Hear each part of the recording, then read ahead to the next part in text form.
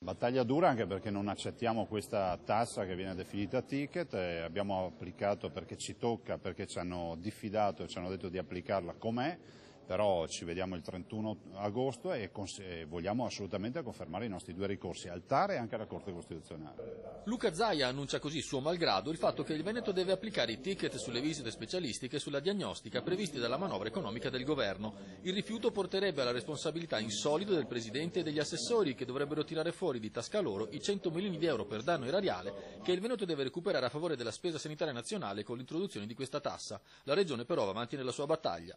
Chiediamo l'annullamento e l'applicazione invece in alternativa di un'accisa sul tabacco, il che significherebbe non chiedere 5 euro come nel caso del Veneto ai cittadini che vanno in ospedale. La Giunta ha deciso che ci sarà un ticket di 5 euro per i redditi familiari sotto i 29.000 euro e uno da 10 per i redditi superiori ai 29.000 euro. L'assessore Coletto ha fatto la spola con Roma, ma alla fine si è dovuto arrendere al Ministero dell'Economia e della Finanza. Il tavolo del MEF ha detto no, non potete far fronte alla spesa dei ticket attraverso un risparmio, attraverso fonti proprie, ma dovete applicare i ticket, che io chiamerei decisamente tassa. I ticket si applicheranno solo sulle ricette rosse. Visto e considerato che sul pronto soccorso noi 25 euro li abbiamo già applicati, rimangono quelli, non ci sono addizionali. Il Veneto è chiamato a recuperare 100 milioni di euro, 33 in più rispetto a quanto previsto inizialmente dal piano di riparto. Evidentemente determinate regioni, sono sempre quelle, non riusciranno ad incassare i soldi che il governo ha stabilito, e dobbiamo incassarli noi come da 60 anni a questa parte abbiamo sempre fatto.